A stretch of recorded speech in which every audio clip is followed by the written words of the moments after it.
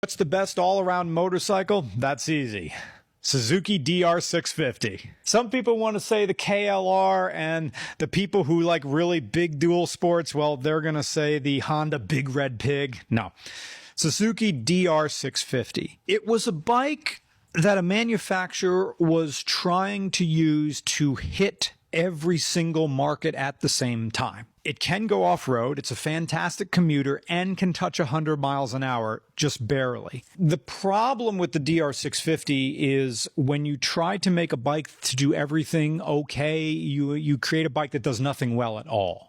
And also the seat is uncomfortable as hell, and the oil cooler is on the right-hand side, so it cooks this shin, and this shin stays cold. That's funny. But it's a very forgiving motorcycle to ride. That twin-spark single-cylinder engine just loves it. It doesn't mind being lugged. It doesn't mind being revved out. And the serious off-roaders, and by that I mean the people who aren't buying Husqvarnas and just trailering them to the trails. The serious people love to change exhaust. There's a lot more in that engine than what Subaru built. They knew people were going to mod it.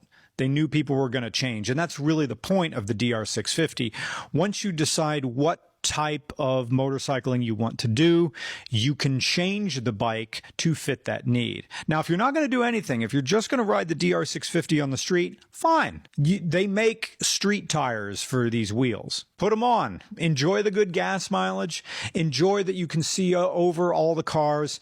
Enjoy the low-end torque for moving in between things, and enjoy the ability that you can ride over parking barriers.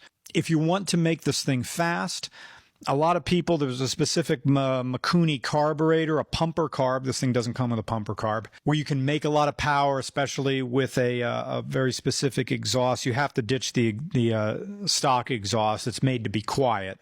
And of course, there's a spark arrestor in there. And if you want to do serious off-roading in this, to the point that maybe you're taking the turn signals off or putting those little tiny ones on and maybe fold away mirrors, then they do make performance exhaust for this thing with spark arrestors in the back. Oh, what are spark arrestors?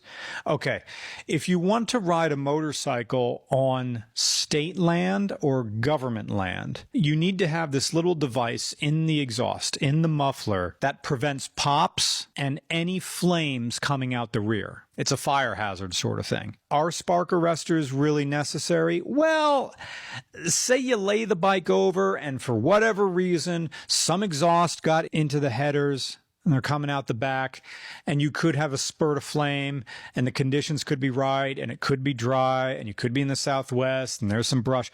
Yes, you do really need something to prevent fire from coming out of the exhaust. That's what a spark arrestor is.